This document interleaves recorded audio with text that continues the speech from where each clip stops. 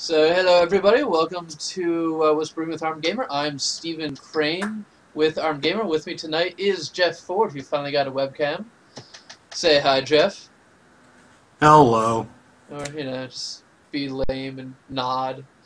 Um, Tonight I'm again drinking my Shiner Hefeweizen because I'm really too lazy to drink this during the week. So, what you got tonight, Jeff? I have gone with Goose Island Summertime, which is delicious, I think. I don't know. I haven't even taken a swig of it yet, so let's hope. Woo! Yep, it sucks. All right, so let's moving on. Enjoy that.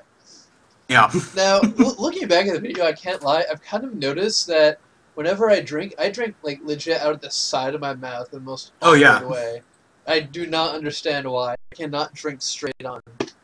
Is it because of the mic? Because that's what I thought it was. It was like to keep it away from the mic, but at the same time, like it just looks really weird. Yeah, no, it's not. It's not because of the mic. I just do that. It's awful.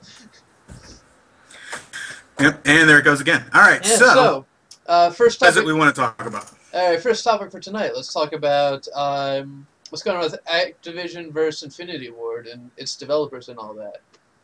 So that's two separate lawsuits going on right now. Yeah. Yeah, for anyone who's not aware and watching, it's Activision is suing two members of its development team for allegedly talking to EA while still being Activision employees, which breaks whatever non-compete contract bullshit. And some court documents have been released lately showing how Activision actually has some of its employees try to collect emails from those two guys by, they had a whole bunch of ideas in mind. No third party wanted to try and break into the work email because questionable legality behind that. So they're like, all right, do we stage a fire alarm and get everyone out? Or, what do we do with that? Then the second lawsuit is, I believe, 42 individual Infinity Ward developers suing Activision for unpaid wages and bonuses, I believe. Yes, that was the other part of it. Yeah. Man, I don't know I just don't know what to think about this whole thing because it's Activision and that already comes with just like bad taste in your mouth because the lead guy of that, which is Kotick, is that his name? Yeah, I think so. Yeah. He just sounds like the Emperor of like the Emperor from Star Wars, but for video games. So, well, I mean, what do you do with something like that? You can't repair an image, and let alone repair anything else when you just sound like a complete douche, which is what I believe they called him, or at least the cronies of this guy. They called the Activision employees, or no, the Infinity Ward. I'm already confused. The Infinity Ward employees called the other people who were making Call of Duty games douches. So that's off the bat. That's up my alley. I love a good douche calling. Yeah, I mean, it's interesting because, on one hand, you have Infinity Ward, who really created Call of Duty. That's their intellectual property, their baby. Then Activision kind of ended up getting control of that IP and handing it over also to Treyarch, which, I really don't know how I feel about Treyarch games. There's a very clear difference between the two. In quality, I'd say, and I feel like knee-jerk reaction. I want to side with Infinity Ward because they're the developer fighting like the evil corporate publisher, but right, of course. I can't in good conscience say who's the clear good guy in this because I don't know if me saying Infinity Ward is just my confirmation bias. There, like, right. Like where do you stand on this? Like, because on one hand, when it's the two guys being sued by Activision, it sounds like Activision kind of has a point where these two employees were allegedly talking to another publisher, EA, who's also kind of an evil empire that everyone hates. Um, so it really does feel like they kind of did something wrong and were kind of douches there. But I Right. don't know the whole story yet. Yeah, I don't think anyone knows the whole story. What we got here is a lot of he said, she said, and a lot of just general, like, what it sounds like is a lot of corporate jargon for saying that they talk to people when they shouldn't have talked to people. But really, I don't trust Activision. I'm sorry, you're right. It is probably corporate bias and all that kind of stuff, but I just don't trust them. I think that when you've got two people who are creators of something and they're fighting with somebody who is a producer, I'm always going to side with the creators of it, because I think that if they're being treated well enough, then they won't go talk to other people. Mm-hmm. So you have to keep people happy. Otherwise, you're just being a douche, which I'm, again, love a good douche calling. So it's I don't know. I don't know all the details, but from what I've read, it seems that I agree with them when they said they were looking for a reason to fire him. Like, whether or not they talked to anybody or not, they were going to be fired. So Mm-hmm. I think that's what it boils down to, is EA just, not EA. Well, Well, all of them. Activision, Activision and yeah. EA. Yeah. Mm-hmm. Yeah, and I'm kind of sad that Activision and EA settled, because I would have loved to see Activision and EA actually duke it out in court. Because no matter what, that's just a win-win for consumers. Like, either way, That's one of very true. those evil sons of bitches is paying, and that's awesome. And yeah, I really do love developers and publishers. I really have a huge problem getting big.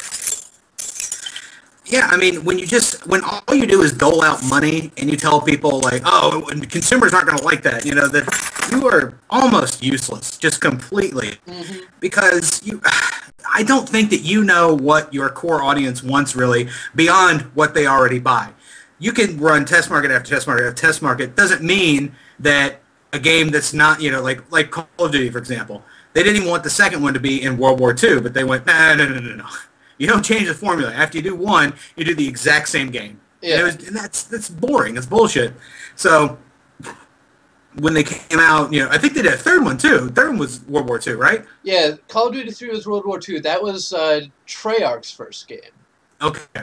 Um, and then Infinity Ward released Call of Duty 4, which was Modern Warfare. Mm-hmm. Okay. And then Modern Warfare 2 was also Treyarch. Or Treyarch. no. Modern Warfare 2 was Infinity Ward. That was Infinity War. Okay. Treyarch released World at War, which was also in World War II. Then they realized, well, shit, no one cares about that anymore. We've kind of played it out. So, like, how many times can you really storm Normandy Beach? And Yeah. so then they released Black Ops. Mm. Now, Black Ops, I've heard that that's the best one so far. Now, whether that's because it's the newest or if it's because of, like, just what they've done with it, like in the Cold War era, I don't know. You can't beat Nazis as villains. Yeah, you really can't. And I don't know. I played Black Ops, and I found so many problems with it and its plot. Like, I was able to sit down and be like, "Oh, this is a formulaic Manchurian Candidate plot." Ah, okay. So you play a guy who was supposed to be like went to this camp run by the evil Russians, and they were supposed to brainwash him to kill the president. But he got All right. saved from the brainwashing. And, the whole time you're just sitting there like, okay, he got saved from that. There's Yeah. more to it than that. They're trying to do something else. And I was just sitting there like, man, that doesn't do it for me. And it was the exact same story structure you found in Black Ops is what you found in the single player for Battlefield 3. Okay. You're sitting down, you're being interrogated by, whoever guys from whatever three initial organization there is, and you're playing through a series of flashbacks, which is, I've seen that before. It's not original storytelling to me anymore. No. No, the flashback is definitely not original, but, still a good tool to use every once in a while. Yeah, but when it becomes that tropey, it's really just a cliche at that point, unless they find a way to subvert it, and they that's haven't true. yet. But yeah, I'm not sure Black Ops is the best of the Call of Duty games. I'd say Modern Warfare 2 Mm. still is the best for me. I didn't like the Black Ops multiplayer as much, and the Modern Warfare 3 was just way too similar to everything else. It really wasn't that much of an update or that much better for me. Right. Like, still a fun game, still an entry into the series, but it it was exactly what we've seen before. It wasn't really new. Yeah, Um, I felt that Modern Warfare 2 wasn't even that really.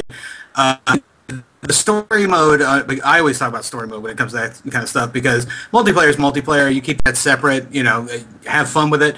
I don't feel that ever really changes too much. You're still going to have the same game types. You're still going to have a lot of the other stuff. Whether or not they add cool shit to it or not, whole other story. But at least when it's a Modern Warfare game, the multiplayer is going to be good. I mean, that's just the case, no matter what. exactly.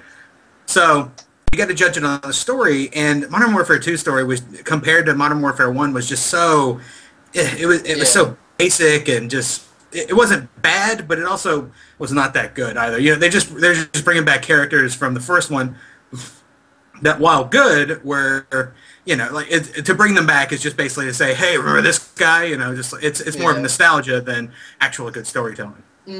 Yeah, and I would absolutely agree with that.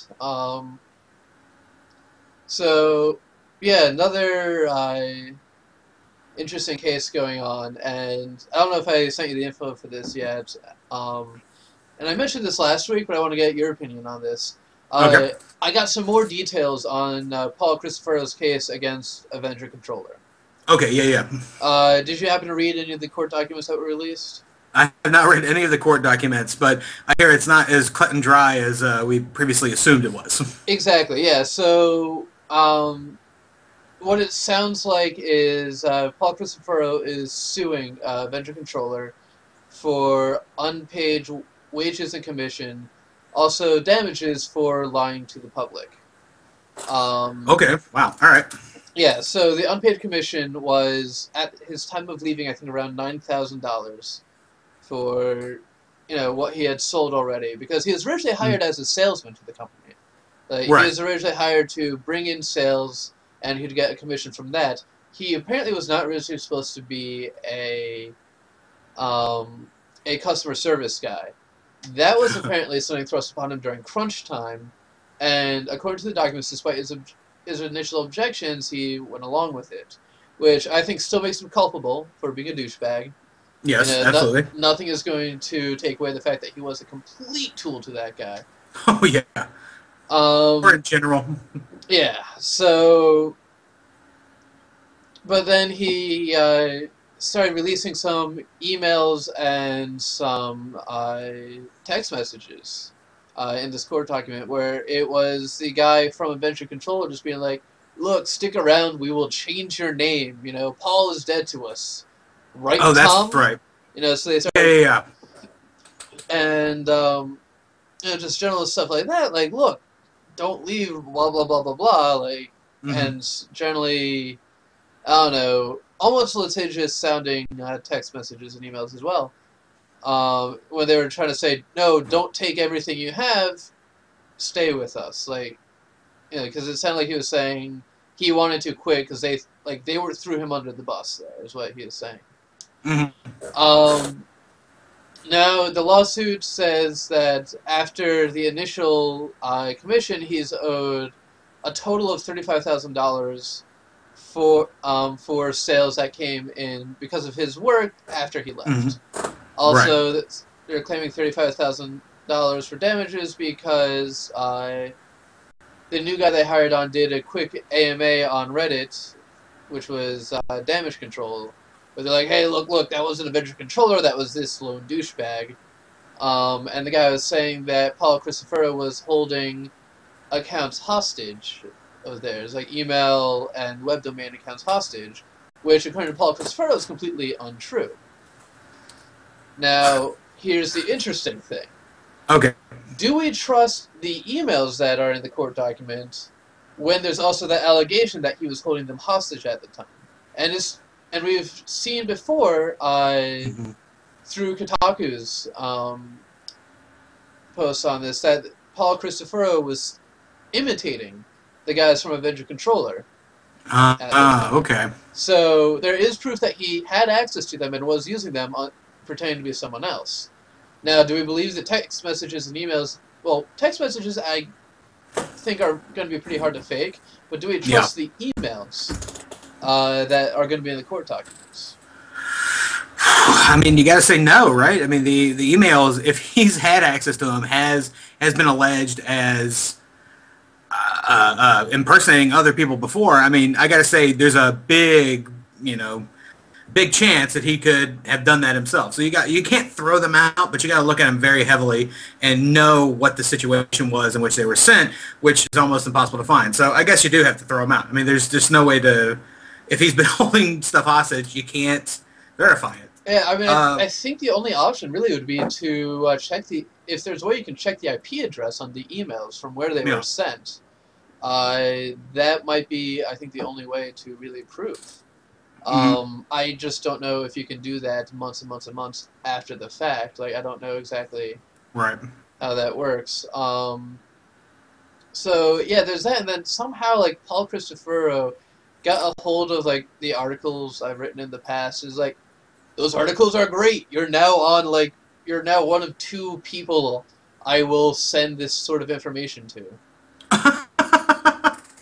Yeah, so good. I'm just sitting there like, I don't know how I feel about that. Like, on one hand, cool. Like, you know, I get this exclusive stuff. On the other hand, like, I don't really know him that well. I don't know him well enough to vouch for him, and I don't know if I want him vouching for me. So there's. I say we take him for all he's got. Exactly. Yeah. So that's really interesting. Like, when he sent me he got a hold of my email address. I'm assuming from his lawyer when I contacted his lawyer to begin with. Right.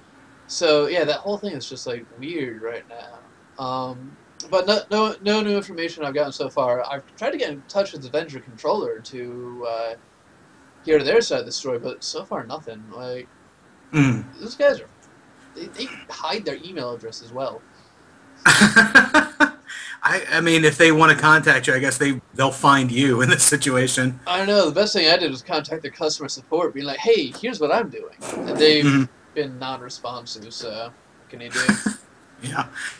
I mean, again, we're talking about a big corporation, but at the same time, they're making controllers for people with disabilities, so you feel conflicted. Well, they do help people who have disabilities, but if you go to their website, it's clearly marketed as you personally, you very handy-capable person. Like, you are not handicapped. You can do whatever the hell you want. You, sir, are going to get an edge against your opponents. And that's how it's marketed on their website. Okay. Which, I think is obviously because one niche is going to be bigger than the other.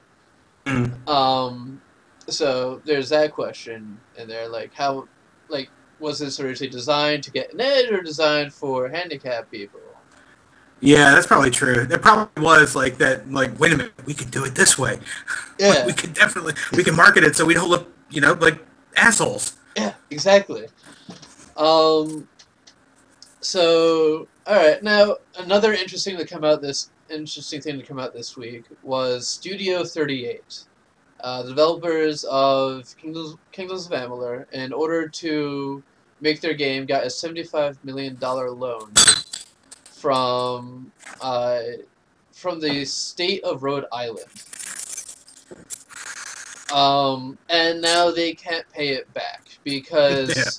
What a surprise. Yeah, because, well, the game sold better than projected.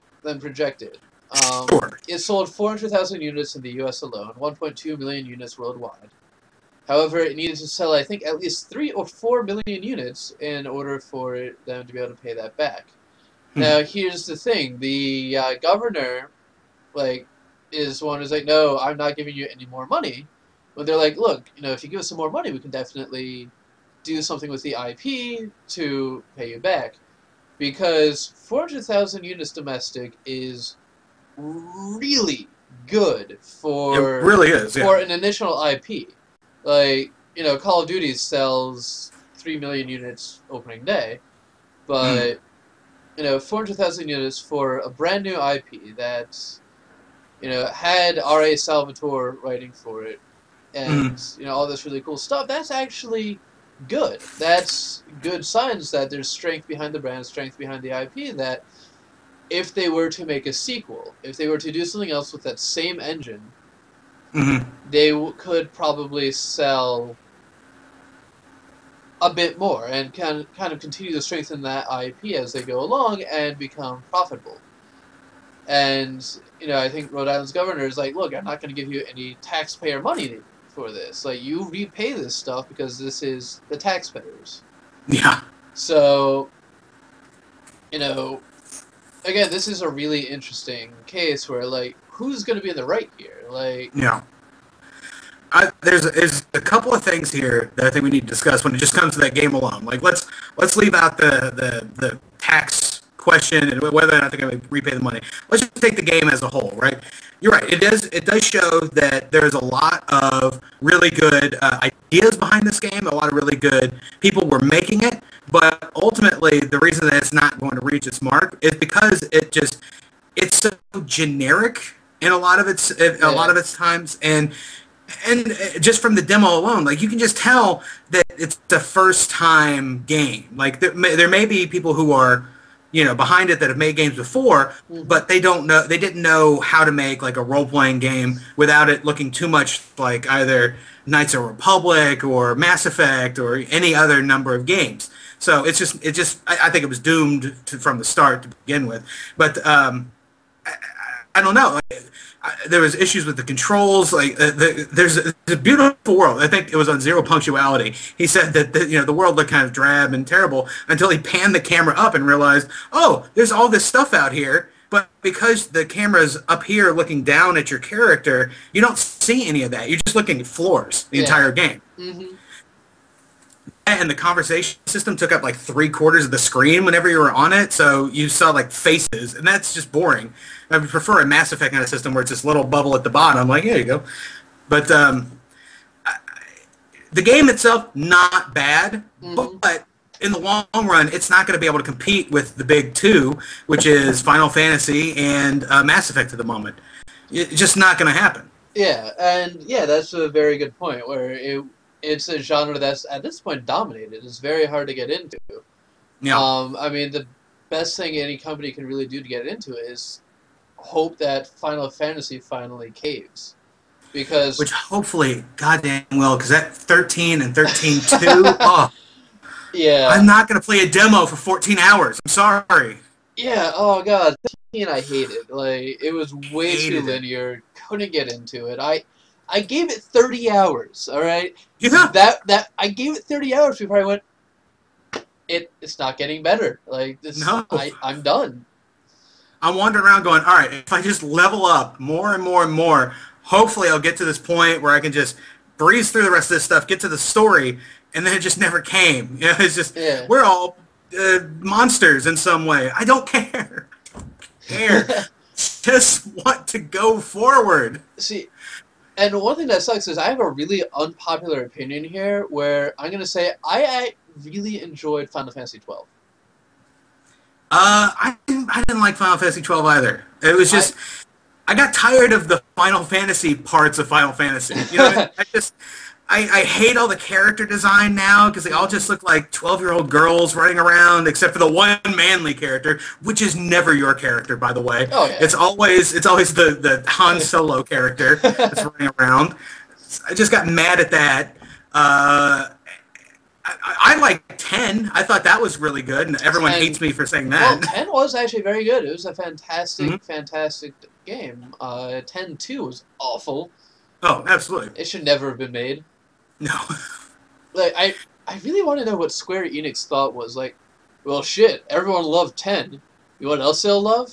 10 with J-pop. Yes, massive J-pop and just costumes. That was the whole point of the game. Was you leveled up certain costumes so that they fought differently, and it just got more and more ridiculous as the game went on. I liked some parts of it. Like I did like the system where you basically had a job. You were a berserker of this or this. Yeah. And that was cool. But then it was just it was only 3 characters, and it was just a side thought. Like, bah, whatever. Just put it out there. They'll buy it. Yeah, and one thing that annoyed me was Yuna, the white mage, the healer, was like, Yeah. I'm gonna have guns. Woo! It's like, no, Why not? you do not run around with, like, you had a staff. Stick to that shit. Like, just, that was bad. But getting back to Kingdoms of Amalur, 38 Studios. Yes. I think that Kingdoms of Amalur is just really doomed because no one knew what to expect from it. It was like Fable 1 is really the best way we can look at it. And I think if they were to come out with the Kingdoms of Amalur 2, which had everything updated, they learned from the mistakes in 1, Yeah. they learned what everyone liked, what they didn't like, and they did what Fable 2 did to Fable, I think that they would have a very strong IP going. They would sell the units they needed. And so long as they don't make a Kingdoms of Amalur 3 like they made Fable 3, God damn it. I think that would be an IP that would last. And, it really sucks because at this point, Rhode Island refuses to give 38 Studios their money, any extra money, I mean, which is understandable.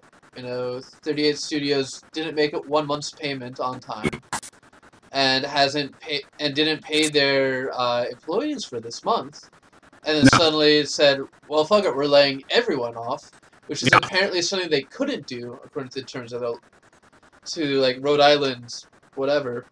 Oh, really? Yeah. I didn't read that. According to Rhode Island's employment laws, I think they had to give 30 days notice anytime they're going to do a layoff of more than 50 employees. Oh, okay. And there was like 150 of them or something? Yeah, something like that. Ridiculously high number. And they laid them all off, like, given 1 day's notice. So Rhode Island is already being like, well, that gives us the cause to audit everything. Like, they are auditing 38 Studios and its other company, Big House Games or something, I think it is. So, yeah, I mean, that really sucks, because, I really wanted to see 38 Studios succeed. But yeah, I mean, there was so many problems going into it. The game itself, although good, was generic, but the guy who was running it was a baseball player, right? Like, Kurt Schilling? Yeah.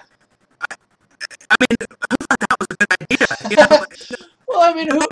matter how good he is at business and how much he likes video games, he's a baseball player. Yeah, that's true. If I decided I wanted to run a baseball team and I had the money, that doesn't mean I should do it.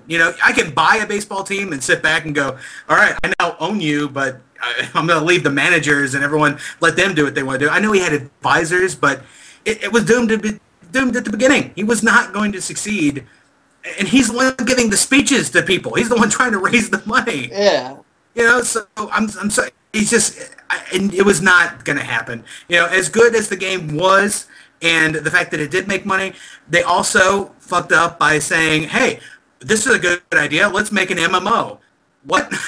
Yeah, and that's really a problem too. Was the fact that they went into this and set themselves up so they had to sell 3 to 4 million units to repay this loan.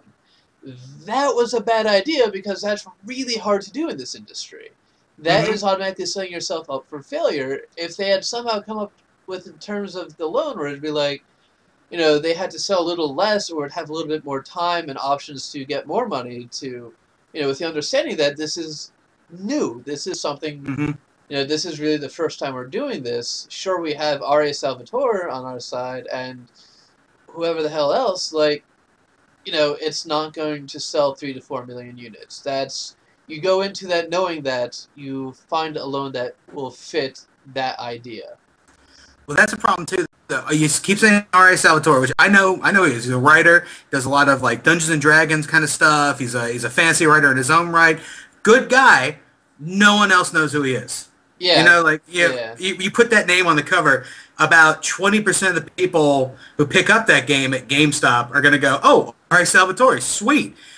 The other 80% are going to go, "All right, name guy with a big sword on the cover. You know, and then from there you have to figure out if you want to buy the game or not. So not only did they not have enough coverage going into it, they put out a piss poor demo. I felt it just overall the feeling behind it was doom. And instead of going, hey, let's make a DLC, that way we'll have like a little buffer of money in between there. Hopefully that's really good. We can come up with a two. They decided let's make an MMO, which Yeah. even if they would have made it, even if it would have gotten all the way to completion, they were going to release it, is going to fail because there's already 4 different fantasy versions of that out there, the big one being WoW, and there's nothing you're going to do to compete with that kind of stuff, especially when most of them are free to play. And I doubt they would go free to play right away. So Yeah, that's actually a huge problem we're facing right now is no one knows how to make an MMO to be better than WoW, and I can promise you, it's going to happen one day, and when it happens, it's not going to look like WoW. no. And that's something that no developer's really been able to figure out yet. Like Elder Scrolls Online is looking like it's going to be WoW. Mm-hmm. They went for a Star Wars: The Old Republic is WoW. That's what everyone's saying. So yeah, and like the only real competition WoW has right now is EVE Online mm-hmm. because that is decidedly not WoW.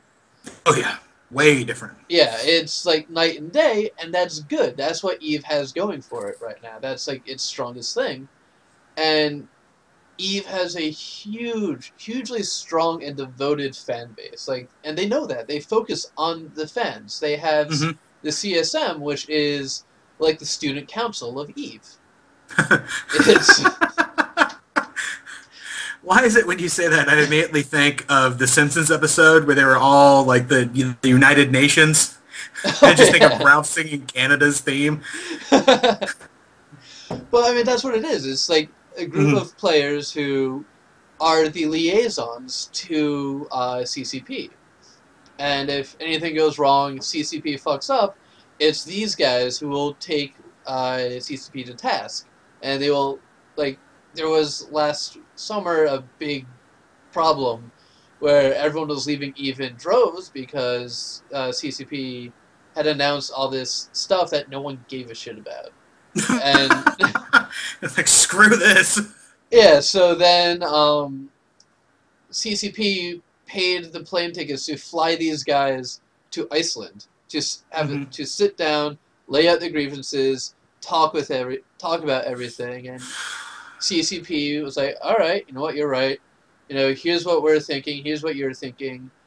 CCP is now going to completely shift focus. We're dropping these projects, putting these new ones on. These we're going to stick with because we like these ideas and you're okay with them. They really sat down and listened to the players, which is something I don't think we don't find in WoW. No. Yeah. In games in general. Exactly, and I feel like that's the strongest. That's what EVE has going for it, and that's why it's successful with WoW. Mm-hmm. It's not. It's hard to say that those two games are in direct competition with each other. Yeah. I mean, it's 2 completely different audiences. Yeah, they're fighting for subscription money, but it's hard to say that there's good overlap between the audiences. Mm-hmm. Yeah, I mean, WoW in general, that's just the wham bam thank you ma'am. But EVE, there's so much waiting involved. There's so much calculations you have to do. Mm-hmm. I remember our friend Joe telling me these stories about his EVE experiences, and just there's no way you can have anything similar to that in WoW because it's just a completely different animal. In PvP, you see somebody, you fight, it's over. In EVE, you see somebody, you can plot for 20 minutes while they're harvesting resources, how to get over there, just to surprise them in a way, take their ship, take their money, just hold them hostage. It's completely different. Yeah, and that's one of the really just crazy things about that game. And getting off topic now, because we're already off topic, I'm in the beta for Dust 514, which is the EVE Online first-person shooter. Hell of a lot of fun so far. Really interesting. Okay. What it does, and I really don't know if I can say this without violating my NDA or whatever the fuck, but I'm gonna say it anyway because how check how many people we have watching right now. 1.5 million, right? Yeah, totally. Like we have Four. four. Hi, four people. Anyone say anything in the comments yet? They were talking about the studio ID gone. They fired everyone last Thursday. Closed the studio. Big Huge Games, which is based in Maryland and DC. BT Dubs. I don't know what any of that really means. Talking about They can't. They can't fire the 30 people. I think no. Wait, they can't now. I don't know. I don't know what that's in reference to. What's going on. All right. People, when you leave comments, you can't put it in like this little tick format. You got to full sentences, people. Full sentences.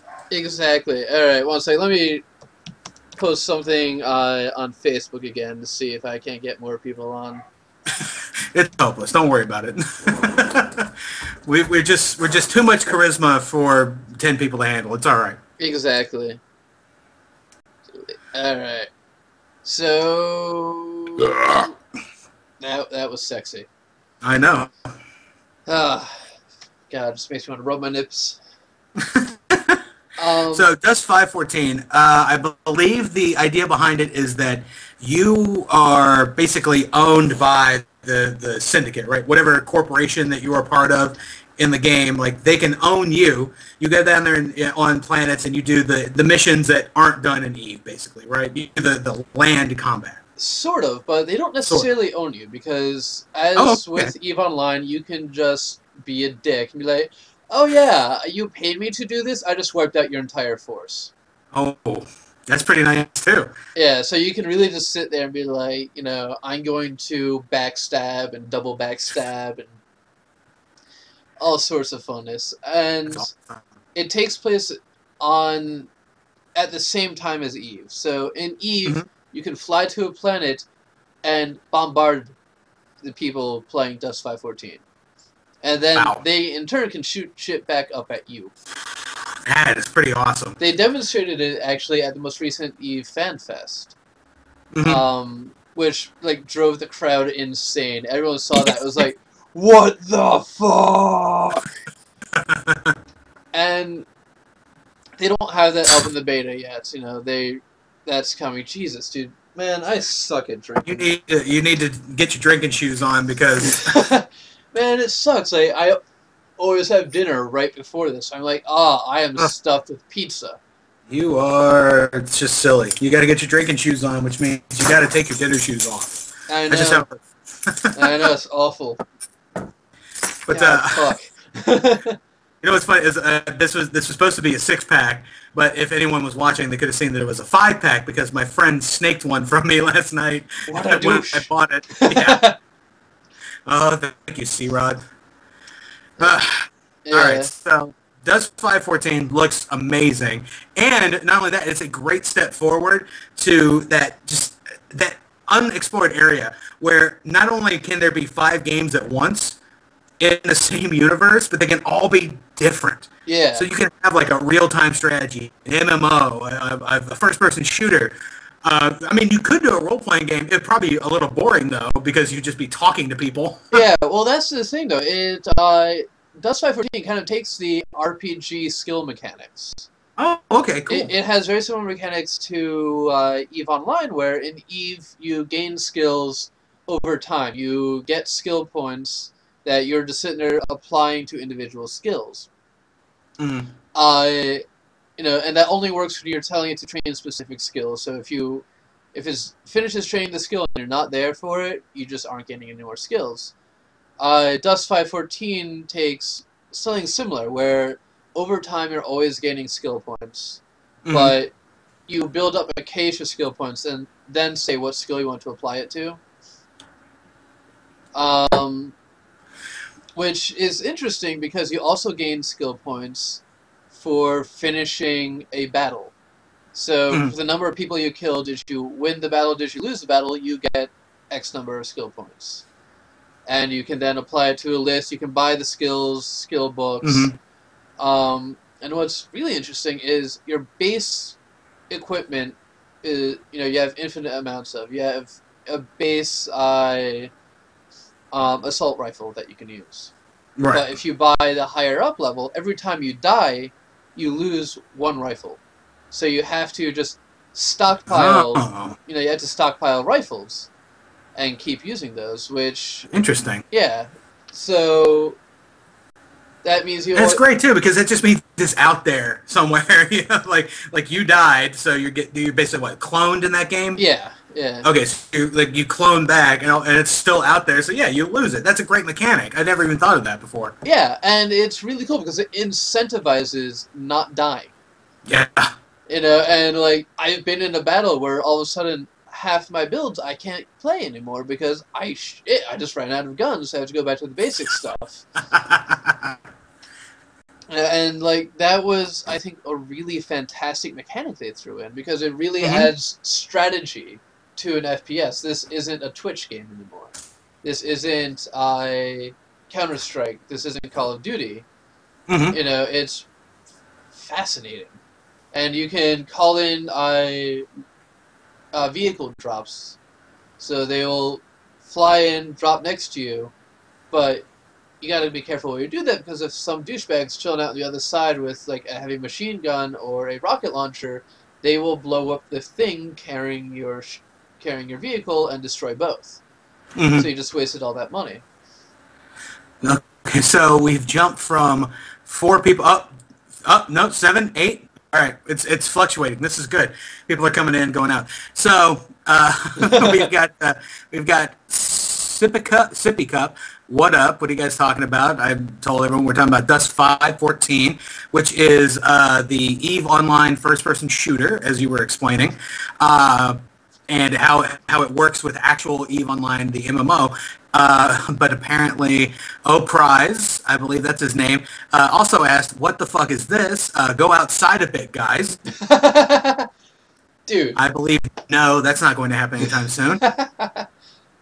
And he also said it's going to be stupid. So, very negative so far. I like him. What a nice guy. Yeah, we need more people like him in the world. Apparently.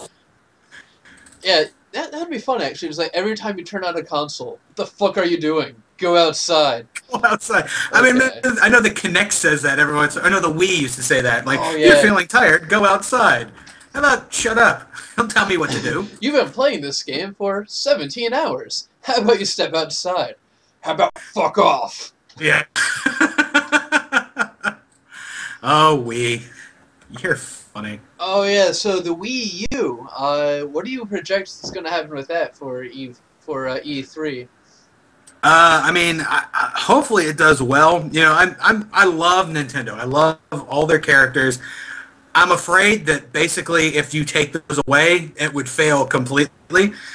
Because while their innovations are nice, they're never like that groundbreaking. The Wii technology is great, and it really did lead to PS3 and Xbox completely stealing it in a way. But it's not important enough to it's a novelty right now. It's still not proven that it's going to stick around more and more. If you were able to just jack in like the Matrix, I think that would change games forever. But right now, little motion control, not going to be the best thing. Hopefully when they upgrade, I believe it's going to be an HD system, right? That's it really depends on who you ask. Now, some of the developers who have the system, who are kind of working with it, trying to build games for the system, reports have been varying widely to like, this shit's broken, like, nothing we have is working, it's impossible to program for, to like, people saying that, it's got okay graphics, maybe about as good as 360 or PS3, maybe. To like, it just really varies widely. It's hard to get a good consensus, and I don't know. Like, Nintendo posted a loss for the first time in like 30 years. This past quarter. So, are they going to be cutting costs? Are they going to say, all right, we got to take off some of the bells and whistles of the system to make it marketable? Or are they going to eat an initial loss, put out something that's like really fucking high def, and like really really well designed, Uh-huh. because it's going to be tough. I don't know what Nintendo's going to do. Um, and what kind of sucks is their controller is something that the PlayStation Vita can do, Oh, but really? better. Yeah, I mean, well, think about it. The design for the controller is a touch screen, buttons on the side that you can play Hmm. video between the system. Okay. And in theory, that's exactly what the Vita can do. Yeah, And it's the Vita has fantastic graphics on it. So if PlayStation was to capitalize on that, then there's less of a market for the Wii U. absolutely. It's. I felt like a news reporter there. Like I just caught up to what you were saying. Absolutely. But the problem with it, you say that it posted a loss for the first time, and that's really, I think it's really showing that it's mostly because of the Wii controller. Because Mario Kart has been a staple of my friends' being since the GameCube version came out. Double Dash has been, by far, everyone says, the best Mario Kart game ever. And they had a chance to top that. They went with the Wii, and what was the first thing they did? They gave you a little steering wheel to use, and Yeah, it ruined the game for so many people. It just was not the same. They didn't take the best parts of Double Dash and put it into that. Instead, they just tried to completely change it, and that's not what Nintendo used to do. They used to just make it better and better and better and better. And I feel that the Wii is kind of hindering them in that respect now. For games like Zelda, I don't think it does that. The controller itself can become an interesting part of the game. No one's sitting there swinging it around anymore, though. They're just hitting A. yeah, But so you got to give people that option, to switch it up. I feel, but if a Wii U, if it uses that PS Vita kind of stuff, but it builds it right into the system, it's not like you have to buy a PS Vita and a PS3. So that's hundreds and hundreds of dollars you're just taking away in your brain. Hopefully it's something that's affordable enough that yeah, they're not going to get slammed, because that's been their thing for the longest time. Like, we're the cheapest system, we have the most reliable games, we're very kid friendly. Somebody in the chat said that they were casual gamers. Who was that? I think that was Elios 000. But it's very true. They're very much the casual gamer, single gamer kind of experience. And I wonder if that's another reason why too, is because multiplayer could just be killing them now. Biggest game on Warfare 2. Why multiplayer? yeah. What do you do?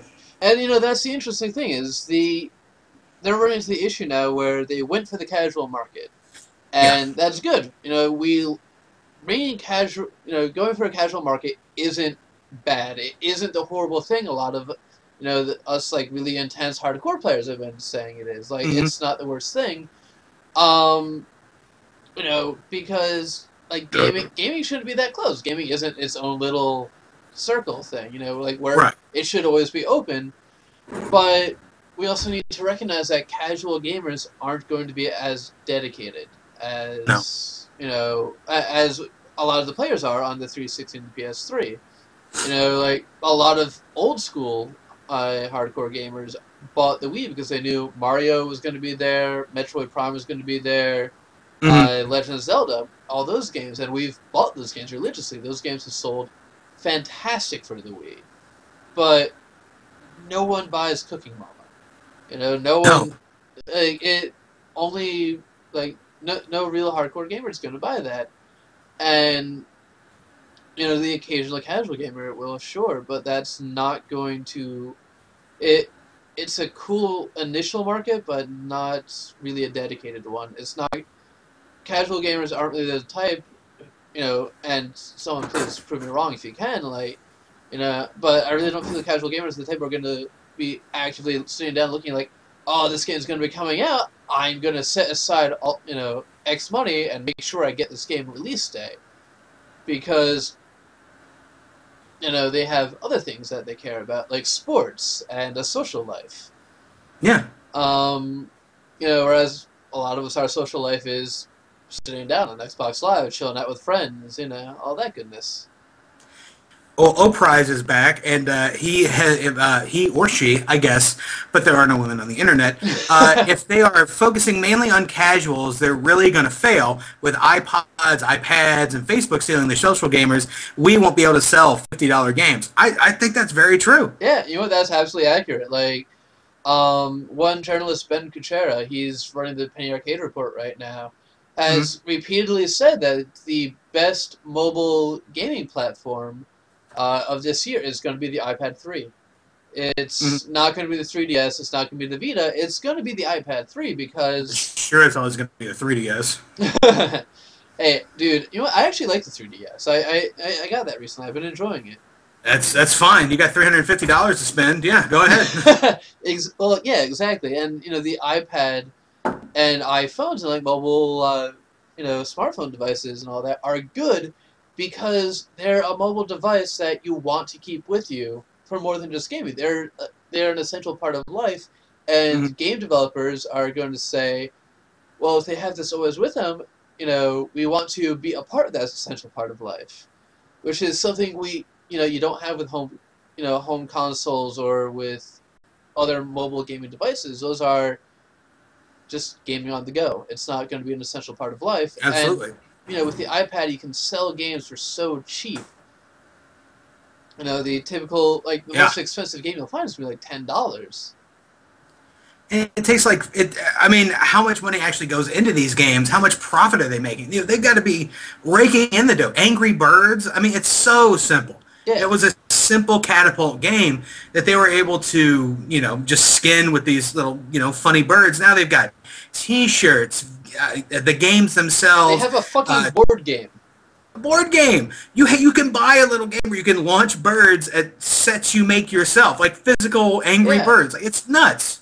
yeah, and that's the crazy thing about this right now is mobile gaming devices really have to sit down and really kind of rethink. And the Wii is like Nintendo is so staunch about. We will never ever go into the apps. We will never create a Mm, Mario Kart for the iPad. And I'm like, that's short sighted, guys. Like, you know, you really need to sit down and think about the market because you know, gaming devices are good right now, but for allowing Netflix. yes, absolutely. That's one of the most useful things they could do because shit, Ugh. I think my PS3 gets more time on Netflix than it does actually gaming, Yeah, and it's same good. on my Xbox. Yeah, because that's what people used the PS2 for was a DVD player, Mm-hmm. and that was one of the very strong selling points for it. And that's really the best thing any system can do is be a part of the life. If you can replace another device, you're good. But mobile gaming devices don't replace anything. It's not a phone. Sony tried to make like a PlayStation phone once, Oh yeah. but that What that was that? Wasn't there a gaming phone at one point? It was the Nokia, N-Gage. yeah, Nokia N-Gage. That Oh my was god. that was one of the biggest commercial flops ever. Like, Yeah. I don't know, what would you rate worse, the Virtual Boy or the Nokia N-Gage? I mean, at least the Nokia you could use it as a phone. I think maybe, Yeah, but I think that sold more. The Virtual Boy was this whole thing you had to set up, and then it gave you seizures sometimes. Maybe. just So crapshoot. Yeah. yeah, you roll the dice. Sometimes you get a seizure fighting Mario villains. Sometimes not. Yeah, so, really, I think that sometime in the future, pretty soon probably, gaming websites are going to have to sit down and start reviewing social games and, Mhm. mobile gaming platforms like, on the iPad. We need to start looking at that, especially with games like Infinity Blade.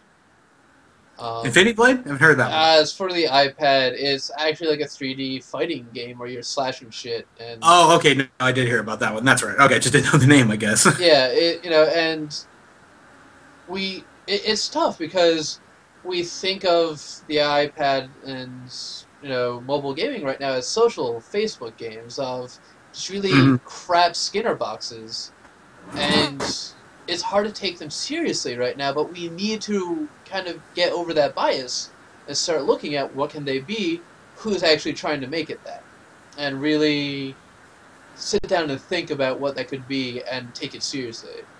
Hmm. Because I think that's where we're heading is going to be tablet devices as opposed to a PlayStation Vita. I don't know about that. I mean, people are saying it in the chat too. You know, they'd rather have a controller in their hands, or some form of just mouse and keyboard will never die.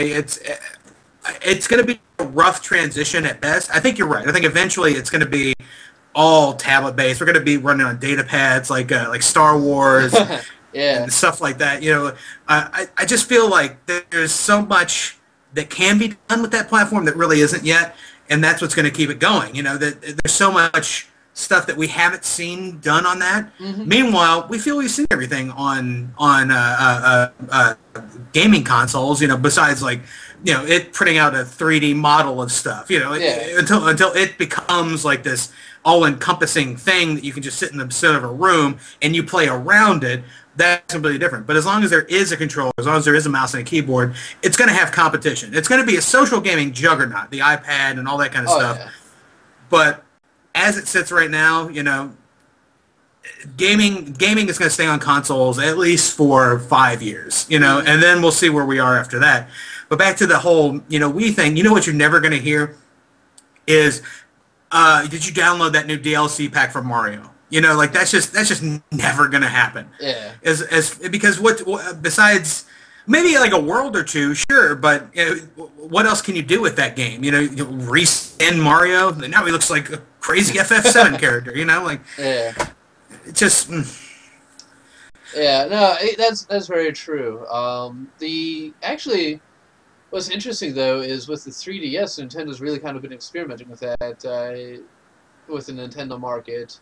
And Mm-hmm. I think they've made a fair killing, just reselling their old games. Oh, absolutely. Past gen games on the NES and SNES. They've done, that's one of the best things they've done, and I give them mad props for that. Like that's exactly what half of us wanted was just, our consoles are dying. Our NESs and SNESs. Those are old now. They're dying, and our cartridges are dying too. Physical media is dying. Yeah, let us download our old games, and Nintendo's saying, okay, sure, like pay us $5 and you can download this game, and I'm cool with that. I respect that. I wish I could legally get these games on the PC, carry them around with me, Mm-hmm. because I really don't want to have to hook up my Wii to play them. But, Yeah, absolutely. let me play Super Mario RPG on my computer. I will gladly give you $5 for that. Right. And Prize also agrees with me about the physical media thing. I may or may not have stolen that from him. It more reminded me about my opinion about things, but I don't want to misquote O'Prize here. He says that physical media is also going away. CDs have died down. Now it's all flash drives, and I mean people could take a lesson from Steam. You're absolutely right. If we can just download stuff directly to the computer or directly onto the Xbox, PS3, whatever. It is absolutely true. I mean, just give us the option.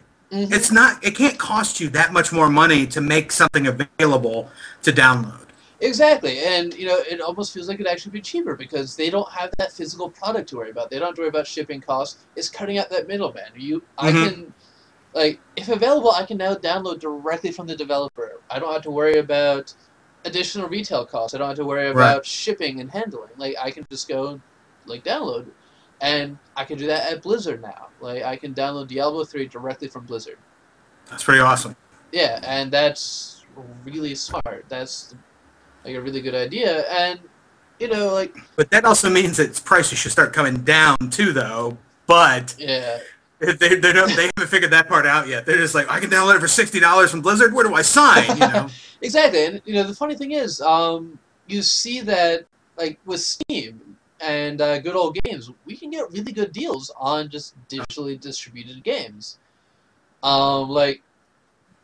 Civ 5 is on sale, 75% off this weekend. I can buy the Game of the Year edition for $13. Yeah. That's awesome. It's ridiculous. Yeah. If I have a choice of paying $13 or stealing a game. I had this choice when Civilization 4 was on sale like this. Mm-hmm. I had stolen it before in the past. Sorry, but I don't. I'm a poor. I was a poor college kid at the time. I played Insanity. So I stole it. I played it and enjoyed it. But once it became available, I bought all the expansions packs for it. I Yeah. bought it when it was, like $13, $14 all day. I'll buy a game for that. But just $60 a pop and then $30 for an expansion pack. It just gets ridiculous after a while. So. I mean, I just bought Sims 3 DLC the other day because I could, because it was right there, and I bought it right from the website. Sims 3 was EA, EA's website, because I felt like it, and that's the best part. Like I didn't have to go anywhere, I didn't have to do anything. It's just right here on my computer, and now we finally have enough memory and space that we can store anything we want. I can buy a 1 terabyte hard drive for like $100. Yeah, what Sims 3 DLC did you get? I have to know. I bought Katy the Perry. World of Night. I bought the Showtime pack, but not the Katy Perry one. You. I can't lie. I had Sims 3 with a bunch of expansions too. That's bitch. Yeah, I suck. Like I can't resist. Though, dude, I know. It's so fun. let me tell you, dude. I've been playing Sims Medieval recently. Like I got that for my girlfriend, and I've been playing that. It's a throwaway idea. Like, yeah, here you go. Yeah. Sims Medieval actually, dude, changes shit up and is really different and fun. Really? Yeah. Okay. Check it out. There's actually like an experience system in it, like an XP shit. Like it's interesting. Right. Fair enough. Yeah, I'm really showing like the fact that I'm kind like I don't care. I like so many people are like, oh fuck casual games. I really don't care. If it's fun, I play it. Like I was so burnt out here, like 2 weeks ago on video games. Like I just that's what drew me back in. Like I was like, Sims 3, so simple to play, so easy. I'll just go into that, and then I played that for a couple of days, and like expansion packs, I could do more stuff. I've been meaning to try and get that dumb robot that you can get. oh yeah, the fucking Simbot, yeah. Yeah, and then I bought the World Adventures pack and whatever to China. I trained in martial arts, and I'm like, yeah, this is awesome. I buy the Showtime pack, and I haven't even got into that stuff yet. But then I bought Saints Row the Third, and I've gotten away from Sims 3 now. Yeah, and I think that's why we're always going to have that market for casual games, even if we don't really have that many casual gamers. It's because we can so easily get burned out on generic first-person shooters. Yeah. Like, I can really play Call of Duty clones, and I will get bored of it. And, I'll just sit down and look at all my games and be like, well, this is all derivative of this is all derivative of this. I just want to sit down and, like, fuck around for a while. Yeah. I mean, sometimes you just want to do something, and it doesn't have to mean anything. So you just want to. I just want to see polygons flash across the screen. Sometimes it's just that simple. Shit, dude, you're on 5. Yeah, I'm done after this beer. Fuck my life, I'm on 2.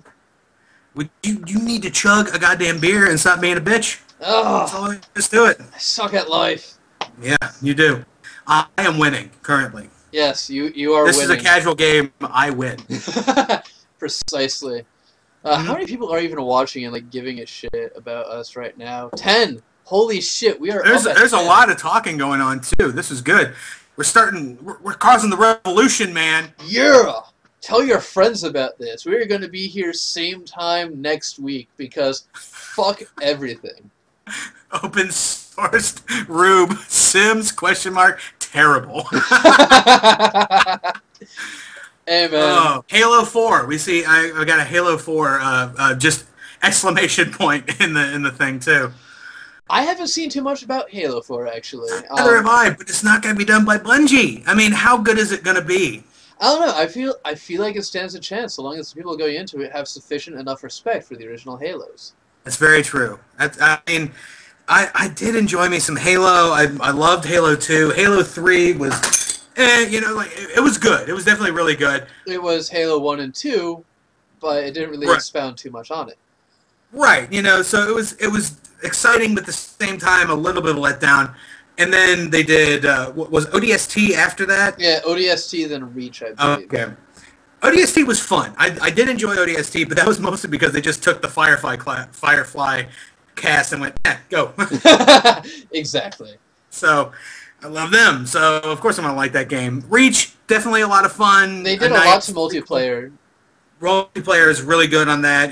It's just, but yeah, that's a special. I love the sci-fi shooter, and you can't really improve on that as I've seen right now.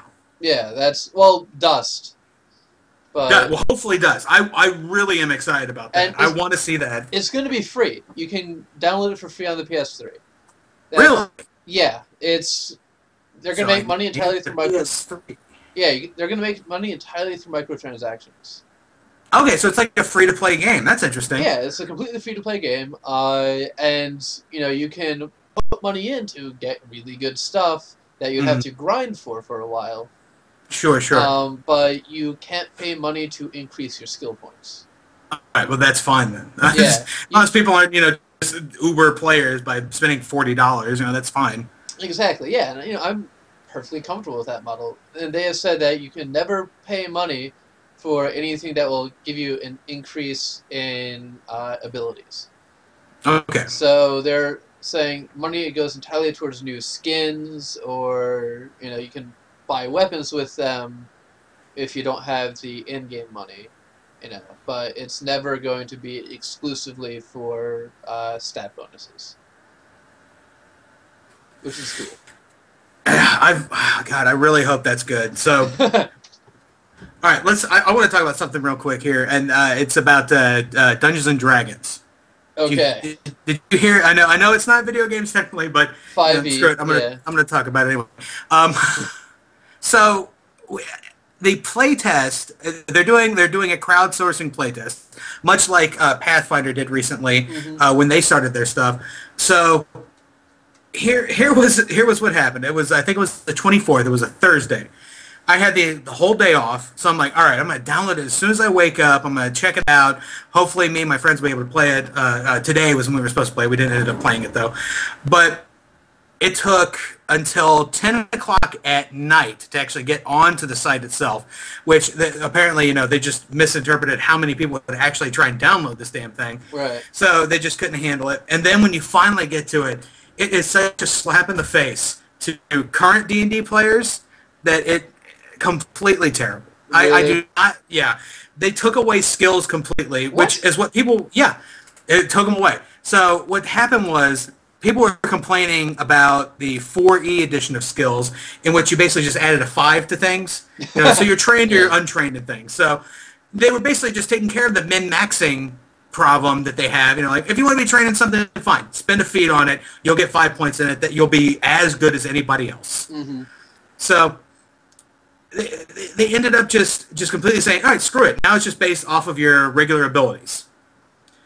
I don't like that. I don't like that at all, because that just takes away a lot of the storytelling aspect of it and creates this, like, just because you're a strong guy does not mean you're a good swimmer. Right. It doesn't mean you're going to be able to, just because you're dexterous doesn't mean you can actually pull off a backflip. It's just... You racist. A little bit. So... it's not good, but hopefully, because it is being crowdsourced, we can take care of that, and they completely got rid of all the powers too, because why create a different version of something if you can just make 3.5 again? Screw it.